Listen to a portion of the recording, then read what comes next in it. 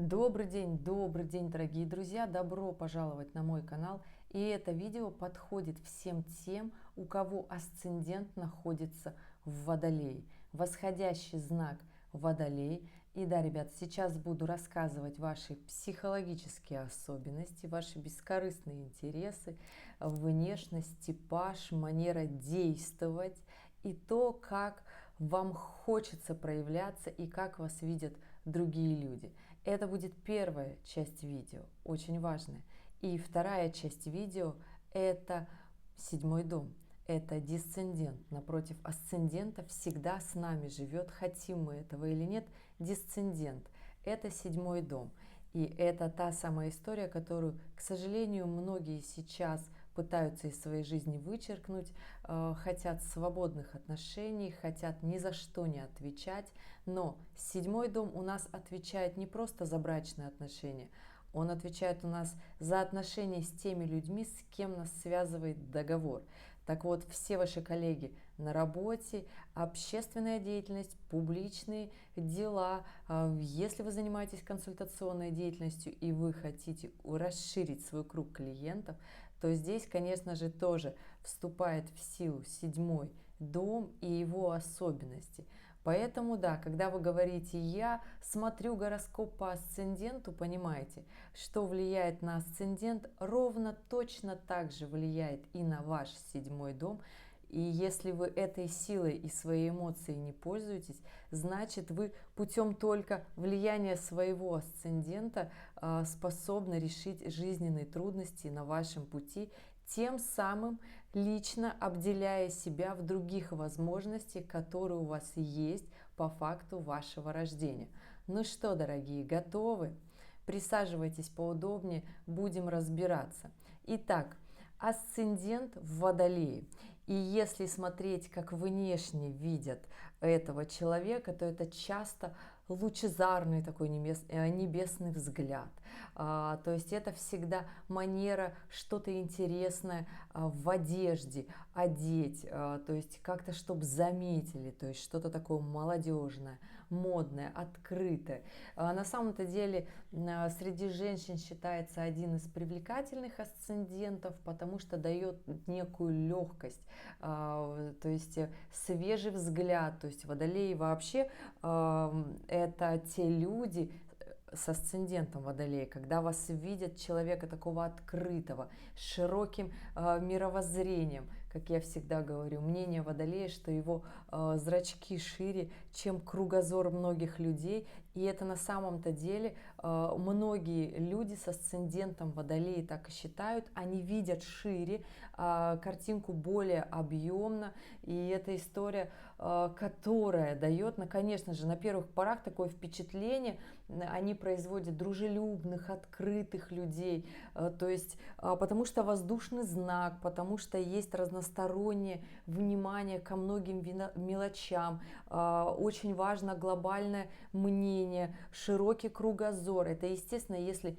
Водолей развивается. Если Водолей, человек с асцендентом Водолея не развивается, к общественным проектам не подключен, по миру не ездит, то у него, как правило, такое обычное локальное мнение, он, естественно, считает его экспертным, он, естественно, считает, что он заинтересован в этот мир и изменить, и он может это сделать, но без знаний он не сможет это сделать, потому что развивающийся человек с асцендентом Водолея, естественно, это бескорыстная тяга к знаниям, к глобальным проектам, к улучшению будущего, к сотворению нового мира, где все будут жить хорошо, счастливо и интересно. Как мы все с вами понимаем, это фантасмагория, это очень сложно, то есть это если весь мир постарается, все другие знаки зодиака тоже, то тогда мы к этому придем. Но вот пока зрелый подход к жизни говорит нам, что это немножко не так. Почему я говорю это именно про Водолея? Потому что Водолея очень часто и людей с асцендентом Водолея может нести в разные грани. Он производит впечатление такого открытого человека, заинтересованного, он очень много знает, на самом деле может знать еще больше. И все это очень красиво и интересно говорит, до тех пор, пока вы не пытаетесь с ним поговорить об моментах ответственных. На самом деле мы все живем в этом мире, у нас есть определенная система любых действий, от системы работы с телефоном, компьютером до общения, взаимодействия с людьми. У нас есть некоторые правила и некоторые принципы, да? Кто-то их соблюдает, кто-то нет.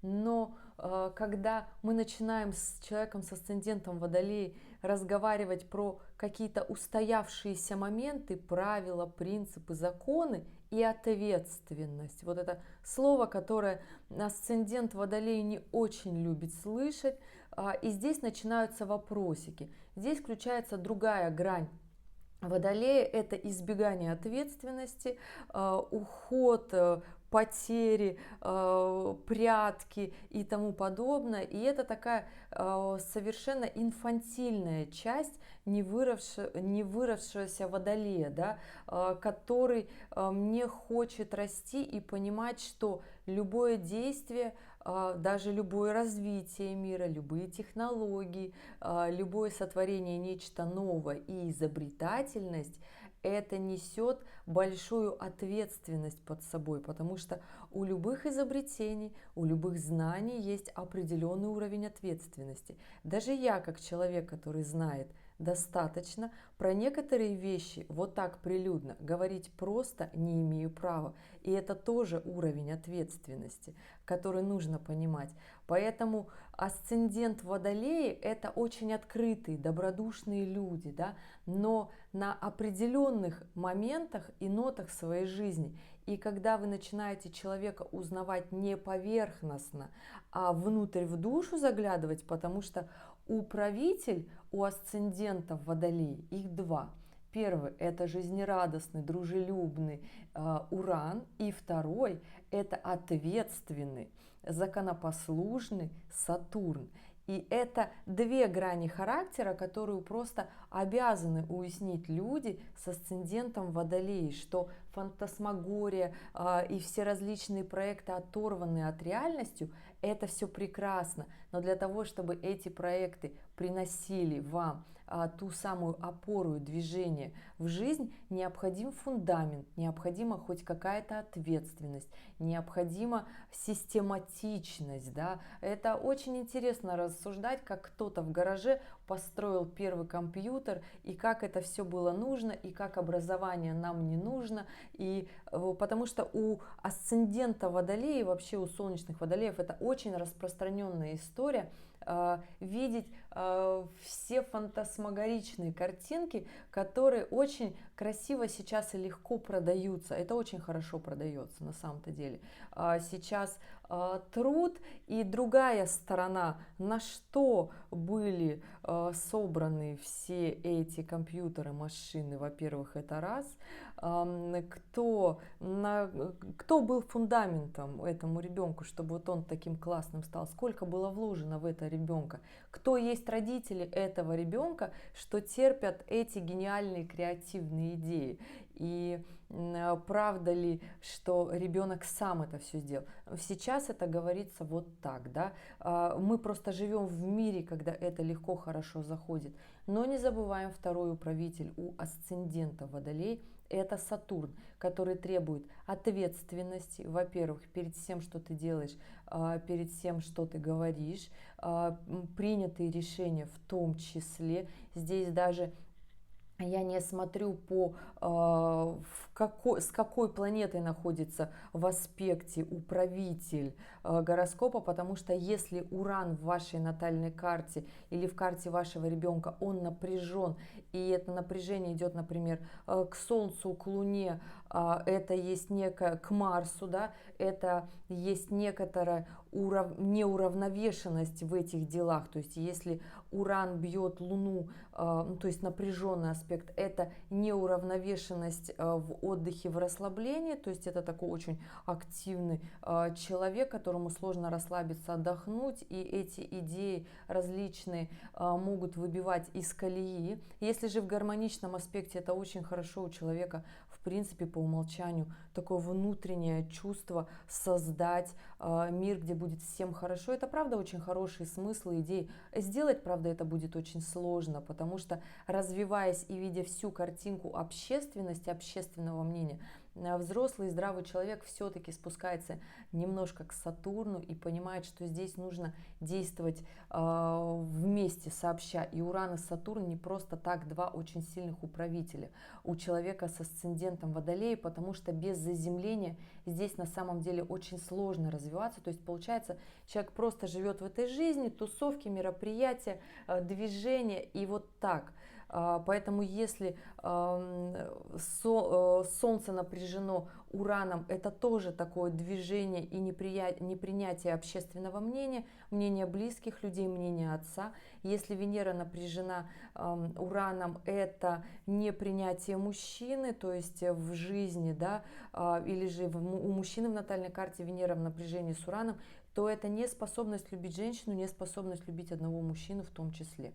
Если Меркурий напряжен Ураном, это прекрасно. Это ваши гениальные способности, это ваш взгляд к решению сложным задачам, это вы спокойно ориентируетесь в потоке быстрых коммуникаций, вы способны видеть мир не так, как видят другие, то есть считать различные геометрические, инженерные проекты, задачи, расчеты, астрологические знания вам тоже подвластны. Это не будет легко, это нужно развивать, это тяжело. Это когда вы этим занимаетесь, всегда ощущение, что будто у вас взрывается мозг, но вы без этого не можете.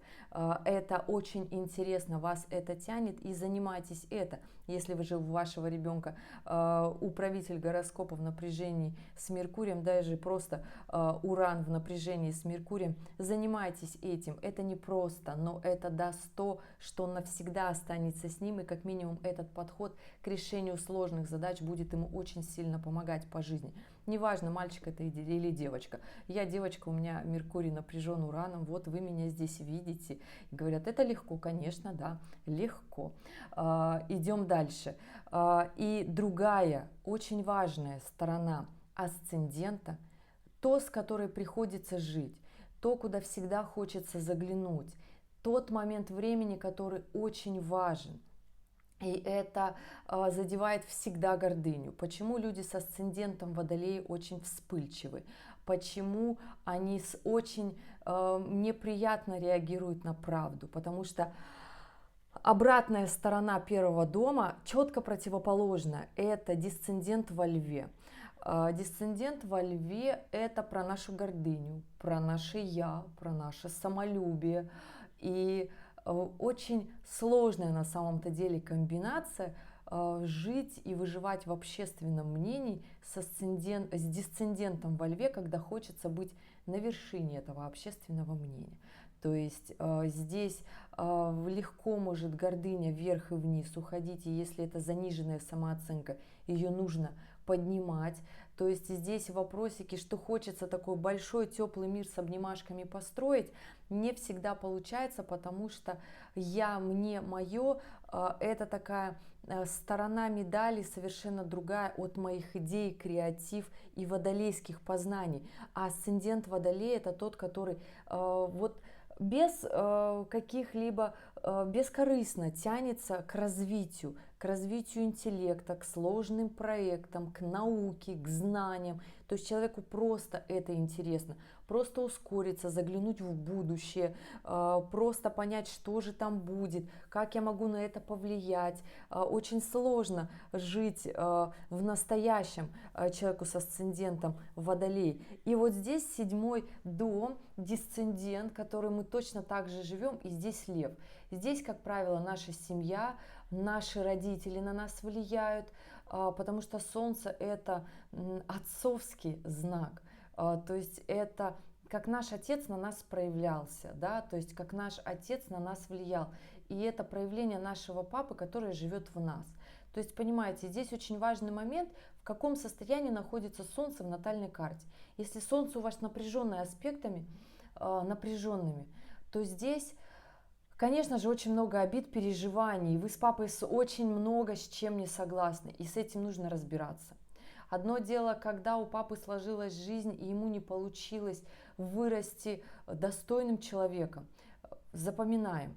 Во времена наших родителей было другое время. Не было ни людей, которые помогут, ни астрологов, ни психологов, кто мог бы отмотать на несколько лет вперед и сказать: подожди, вот сейчас чуточку потерпи, и там будет хорошо, там будет полегче. Нет же, решения принимали как были, как могли, и это такой сложный момент, да. На основе этого мы строим свои отношения в мире. А хочется проявиться, хочется стать заметным, потому что дисцендент во льве — это когда хочется публичности, известности, когда хочется яркости, когда хочется, чтобы тебя заметили, когда хочется быть в коллективе важным персонажем, когда хочется в браке играть главную роль. И если у вас партнер по браку появился такой, тоже а естественно вы сам с дисцендентом во льве, и вы притягиваете себе человека такого же яркого, как вы. Мы всегда притягиваем себе людей вот прям ярких, прям интересных, таких же, как мы. И естественно вы себе такого же притянули. И здесь начинается борьба в браке и в отношениях. И я скажу вам так, ребят, что если вот вы увидели, что вы не играете главную роль в браке, вы не главный человек в коллективе, не нужно эту историю сразу рубить на корню, нужно в этом разобраться. Потому что я вам скажу, что от момента времени, в котором вы родились, то есть от десятилетия, я сейчас буду прям перечислять, зависит как раз-таки ваш уровень нормы, желаемого в вашей жизни. И здесь, поверьте мне, все люди, у кого асцендент в Водолее и дисцендент во Льве, это люди, которые максималисты. То есть если отсчитывать от 1950 года, то у меня здесь находятся люди как минимум, то есть зрелого поколения, да, до 70-х годов, у кого Плутон находился в Деве. Там же рядом и Уран, там же рядом и Нептун ходил. То есть по астрологическим подсчетам у вас в 7-м доме находятся такие планеты, как Плутон, Уран и Нептун. То есть это люди, которые хотят максимум из своего брака. И естественно, если вы понимаете, что у вас в браке, в отношениях как-то вот вас не замечают как личность, начинаете в этом браке расти, прокачивать себя. То есть вы прокачиваете себя, то есть вы становитесь вот таким классным персонажем, с вами подтягивается ваш партнер, и ваш брак — это уже не просто брак, отношения двоих людей, это уже ваши сильные отношения, вы как личность подросли, и плюс у вас еще ваша личная известность, ваша личная работа, карьера, ваш статус. То есть здесь история очень важная, такая мощная и интересная. Если вы родились в 70-х, то у вас, скорее всего, Плутон уже в 8-м доме. 8-й дом — это тоже отношения партнерские, но здесь не про любовь, здесь про трансформацию, здесь насколько мы готовы расти, здесь отношения больших денег, здесь отношения больших проектов. И насколько вы готовы, находясь в своем браке, идти и расти дальше. И это история вашей личной эволюции, потому что заключение брака это не является, то есть все, я в браке уже пожила, все, детей уже мы родили, все отлично, спасибо, дальше неинтересно, прощайте. Так это не работает. Конечно, сейчас в новом мире это вот так заработало, да, потому что это так полезно ходить к психологам, расставить личные границы, сказать: так, все, мне неинтересно, я теперь хочу познать другую сторону отношений, браков. А в чем вопрос вам познать другую сторону себя, не разрывая свои отношения? В чем вопрос? Вот у меня здесь такой большой, жирный вопрос. Что мешает быть собой в этом браке, в этих отношениях? Что? Все удалить, просто обнулиться, конечно, Уран, находящийся в 7-м доме, по умолчанию с вами говорит: так, мне, чтобы сейчас начать все сначала, нужно все удалить.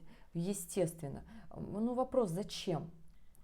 Можно начать сначала в своей публичной деятельности, потому что 7-й дом про это, в своей профессиональной деятельности, если вы какой-нибудь консультант, неважно какой вы консультант, астролог-консультант, психолог-консультант, вы консультируете косметики, без разницы.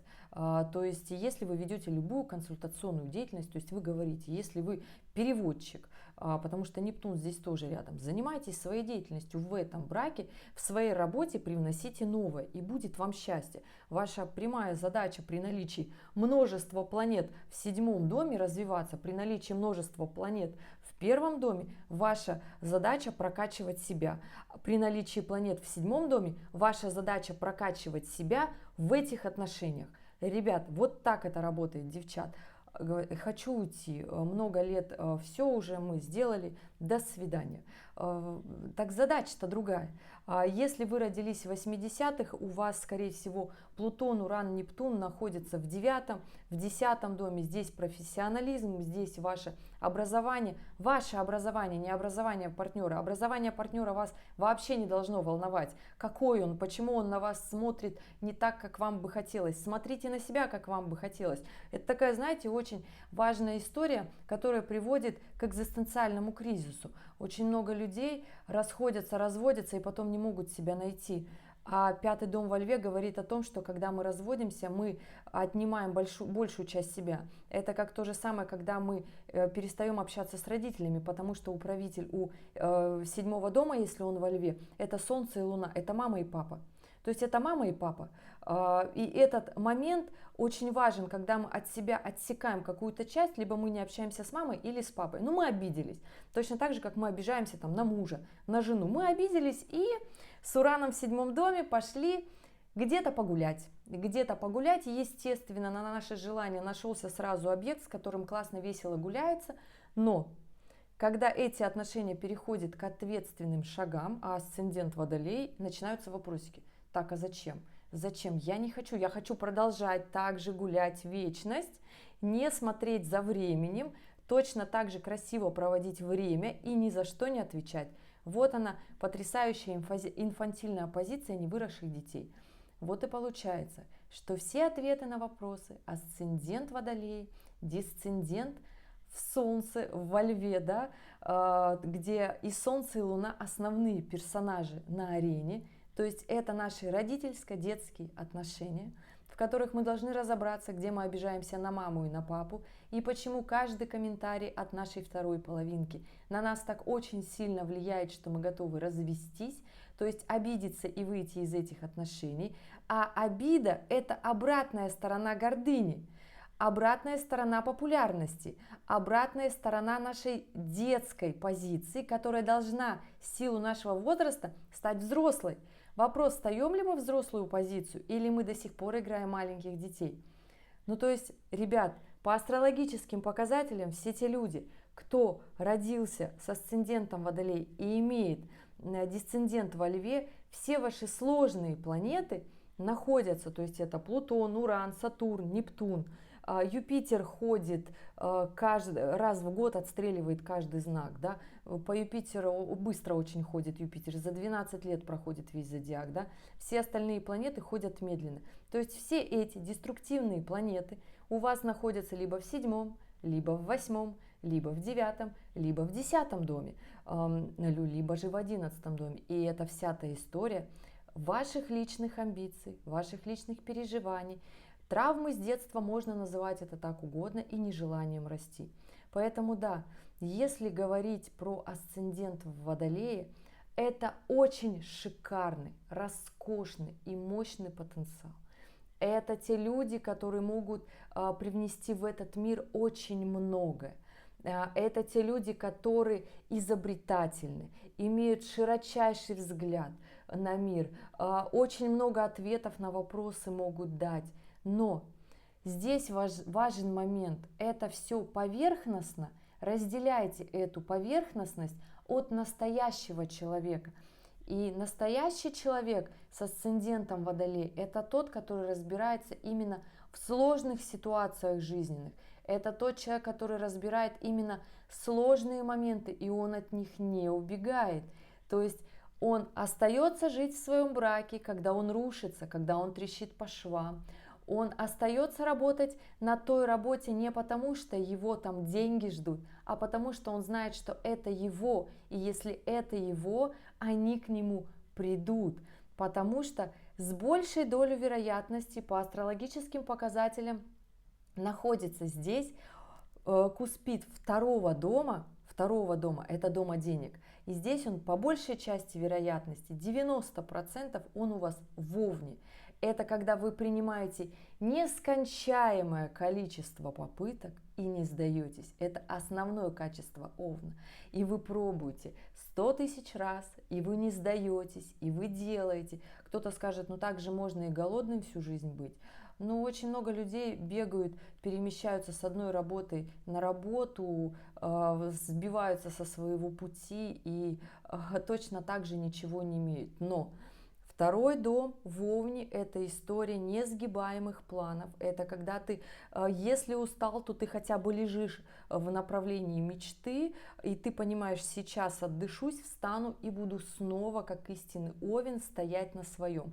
И тогда приходит то самое развитие, и 10-й дом, скорее всего, либо в Скорпионе, либо в Стрельце, когда приходят те самые объемы и масштабы денег, когда приходят та самая популярность, известность и то самое, когда вас заметили, либо в Скорпионе, либо в Стрельце, 10-й дом, то есть это то, к чему вы стремитесь, то самое признание, которое вы не получили от своих родителей, от своего окружения, от той самой детской позиции, которая была у вас, когда вы ее переросли, когда вы сами себя сделали.